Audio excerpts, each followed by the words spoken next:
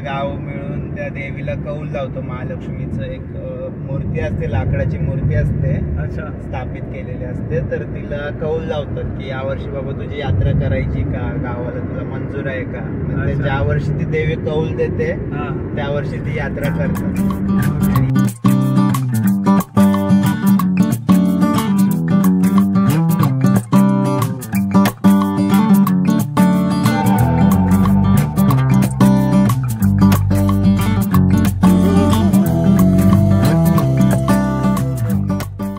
सुप्रभात मित्रांनो, मी संजय तुमच्या सगळ्यांचं पुन्हा एकदा स्वागत करतो आपल्या चॅनलवरील एका नव्या व्हिडिओमध्ये. तर आज आम्ही चाललेलो आहोत महालक्ष्मीच्या यात्रेला आणि माझ्यासोबत आहे सुयोग, मुनीर आणि आम्ही निघालो. आता सकाळी वाजले आता 5:30. आम्ही आता निघालोय सगळेजण आणि ही महालक्ष्मीची यात्रा आहे त्याच्याबद्दल सुयोग सांगेल, कारण सुयोगला जास्त माहिती आहे, तो तिकडचाच आहे. सुयोग काय बोलतो? तर ऍक्च्युली यात्रा ही आहे, ही 14 ते 15 वर्षातून एकदा होते. म्हणजे पूर्ण गाव मिळून त्या देवीला कौल लावतो. महालक्ष्मीचं एक मूर्ती असते, लाकडाची मूर्ती असते, स्थापित केलेली असते. तर तिला कौल लावतात की यावर्षी बाबा तुझी यात्रा करायची का, गावाला तुला मंजूर आहे का. म्हणजे ज्या वर्षी ती देवी कौल देते त्या वर्षी ती यात्रा करतात आणि ऑलमोस्ट 14 ते 15 वर्षातून एकदा यात्रा होते. आणि यात्रा 3 दिवसाची टोटल असते. पहिल्या दिवशी ते सर्व बोटी वगैरे भरतात लेडीज लोक. आजचा दिवस जो आहे तो गोड्या जेवणाचा आहे. म्हणजे पुरणपोळी वगैरे सर्व करून नैवेद्य दाखवतील आज लोक सगळ्या यांना, देवीला. आणि रात्री ती ज्या स्थानावर सुताराच्या घरात असते ती, त्या स्थानावरून रात्री 8-8:30 वाजता उठेल ती. म्हणजे मोठी लाकडाची मूर्ती असते, तिला लोक खांद्यावर घेऊन नाचवतात. तर ते साक्षात एक रूप आलेलं असतं तिच्यात आणि आपल्याला बघायला भेटेल की त्या देवीला अक्षरशः घाम फुटतो. आणि तिच्या सोबत वरती तो सुतार पण असतो जो तिचा घाम पुसत असतो कायम. हा, तर रात्री अजून खूप काही तिची माहिती आहे, ते आता बघूच तुम्ही व्हिडिओ मधून. हा, नक्कीच तुम्हाला सगळ्यांना बघायला मिळेल. व्हिडिओ शेवटपर्यंत बघा. आजच्या रात्रीचा पण व्हिडिओ तुम्हाला बघायला मिळेल. चला मग आता आपण निघतोय. गणपती बाप्पा मोरया.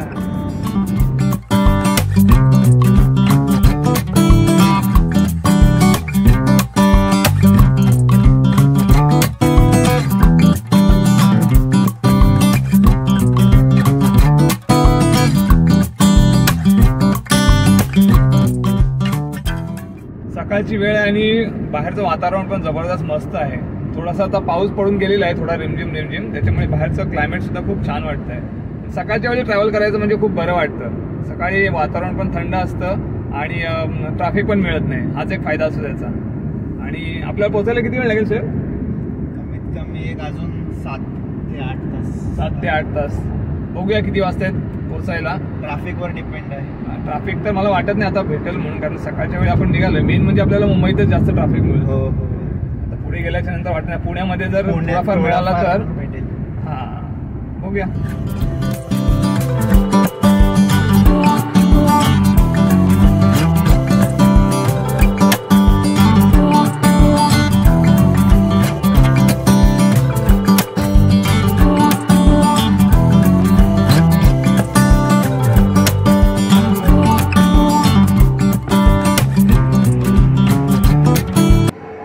वाजले 6:30 पावणे 7 झालेले आहेत. आम्ही आता थांबलोय फूड प्लाझाला. चहा नाश्ता करतोय. या चहा प्यायला, वडापाव खायला या.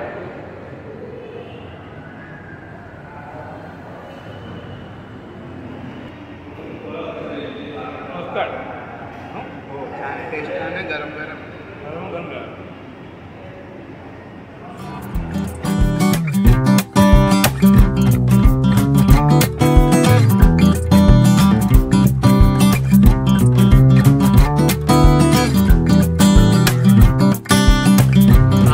तिसऱ्या लाईन मध्ये ट्रकवाल्यांना ना अजिबात लेनची शिस्त पाळतच नाही अजिबात. तिसऱ्या लाईन मध्ये अलाउड नाहीये तरी पण अगदी घुसतात.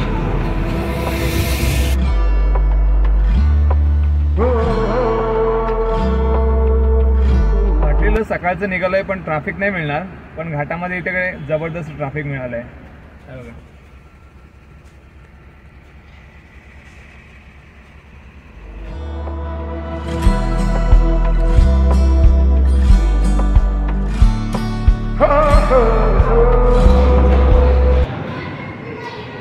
सकाळचे अंदाजे 9:30 वाजून गेलेले आहेत. आम्ही पुन्हा क्रॉस केलेला आहे आणि आता एका ठिकाणी आम्ही कापूर रोडला थांबलेलो आहोत नाश्ता करण्यासाठी. तो नाश्ता करून घेतल्यानंतर पुढच्या प्रवासाला सुरुवात करतो.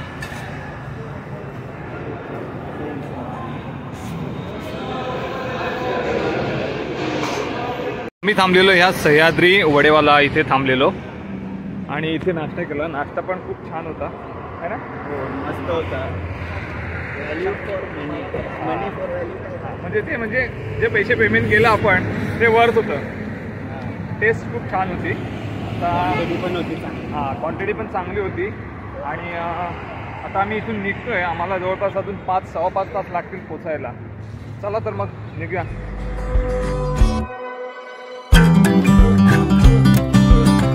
मी आता पोचलोय खंबाटकी घाटामध्ये. मला इकडचा एक्सपिरियन्स बघूया कसा आहे तो. इथून आता खंबाटकी घाट चालू होतोय.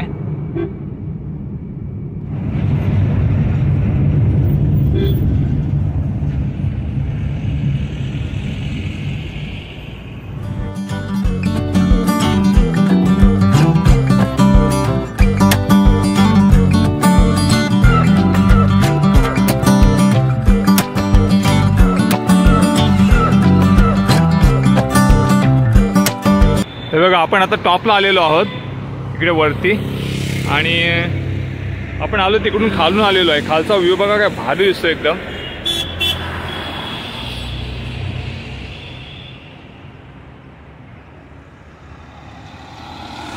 आणि तिकडे ते समोर मंदिर आहे.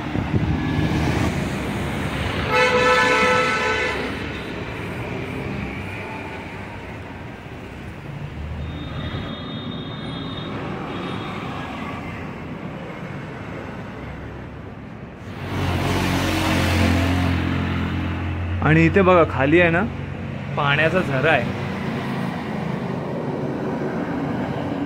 पाणी आहे इथे. तुम्हाला व्हिडिओमध्ये दिसतंय की नाही मला माहिती नाही, पण इथे खाली आहे ना हे इथे झरा आहे.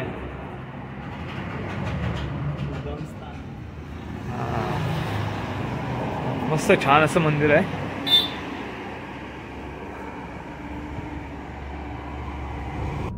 साईबाबांची मोठी एकदम मूर्ती आहे.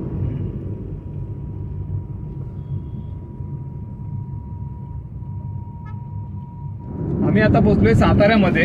आणि साताऱ्यामध्ये आता पाऊस बघितलात ना तर भरपूर पाऊस इकडे पडतोय. आणि हे बघा पावसाळ्यासारखाच पाऊस चालू झालेला आहे. आणि या साईडला तर एकदम भरून आलेला आहे.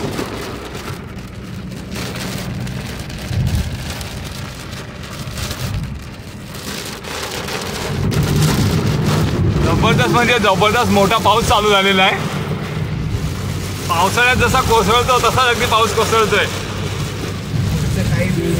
पुढचं काही दिसत नाहीये. अगदी वायपर चालू आहे तरी सुद्धा पुढचं काही दिसत नाहीये.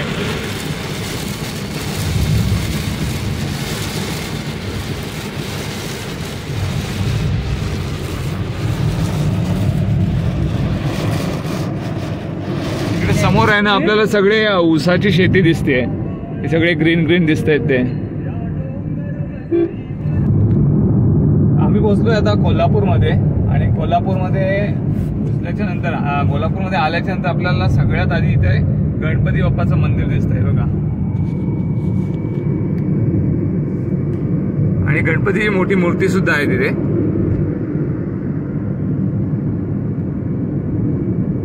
फायनली आम्ही येऊन पोहोचलेलो आहोत सुयोगच्या गावी. गावाचं नाव आहे होन्याळी. आणि आता जस्ट पोहोचलोय. वाजलेत 4:30. आणि संध्याकाळी परत जायचं आहे यात्रेसाठी. तर संध्याकाळच्या यात्रेचा वेगळा ब्लॉग बनवेल. आत्ताचा हा ब्लॉग मी इथेच एंड करतो. तुम्हाला हा ब्लॉग कसा वाटला कमेंट करून नक्की कळवा. आवडला असेल तर लाईक करा, शेअर करा आणि चॅनलवरती नवीन असाल तर सबस्क्राईब करायला विसरू नका. चला तर मग भेटूया यात्रेच्या निमित्ताने एका नवीन ब्लॉगवरती. तोपर्यंत काळजी घ्या.